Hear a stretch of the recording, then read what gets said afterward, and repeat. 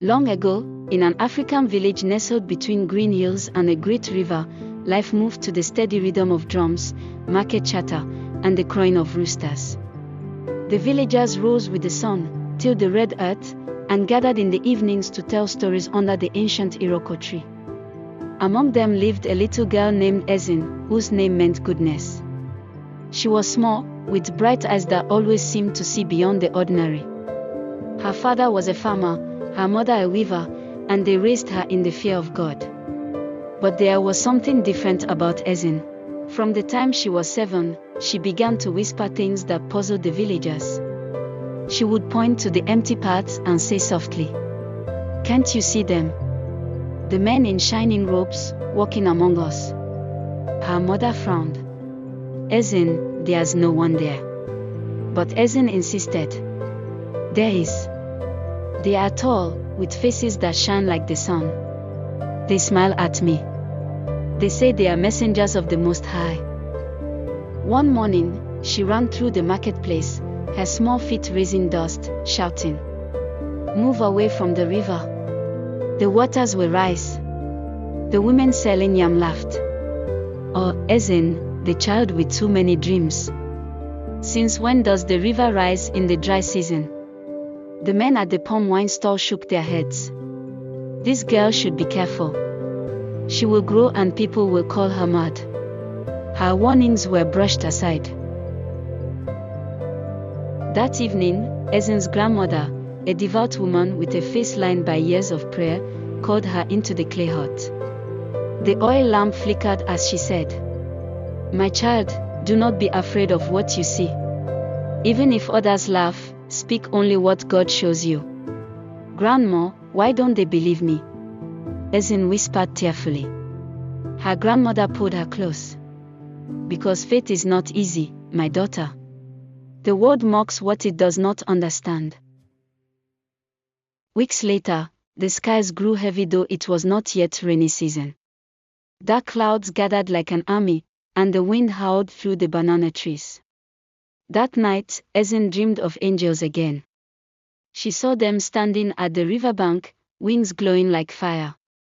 One of them raised a hand and said, "Tell them. The flood is coming. Those who believe must run to the hills." She woke with her heart pounding. At dawn, she ran to the village square, her hair untidy, her wrapper barely tied. "Listen. Listen to me," she cried. "The river will rise. Leave your houses near the water. Go to the high ground." The villagers laughed louder this time. "Should we now take orders from a child?" they mocked. "Has the river not served us for generations?" But a few, those who respected her grandmother's faith, began to move their families quietly toward the hills. One night, the sky tore open. Rain poured in torrents, drumming on rooftops, drowning even the thunder.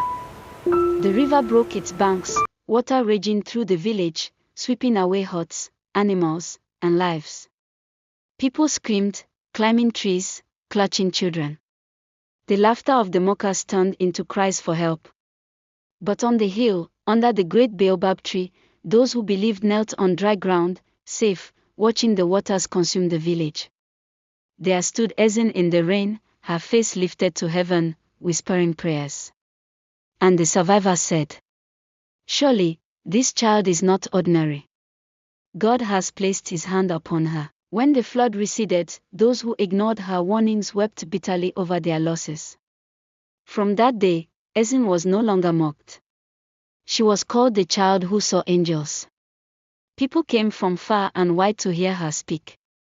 She would sit quietly, eyes glowing, and say, "It is not me. It is God. He sends his messengers to warn us, to guide us, to save us." Ezinne grew into a prayerful young woman, leading her people back to faith. The story of the flood was told for generations, not only as a tragedy, but as proof that God still speaks, even through the smallest voices. And the elders would repeat under the Iroko tree. When God sends his word, even if it comes from a child, the wise will listen. The story of Ezinne reminds us that God can use anyone, even a little child, to deliver his message. Sometimes his voice comes softly, sometimes through unexpected places. The question is, will you listen? If this story touched your heart, don't forget to like, share, and subscribe for more African faith-filled stories that inspire and strengthen your walk with God.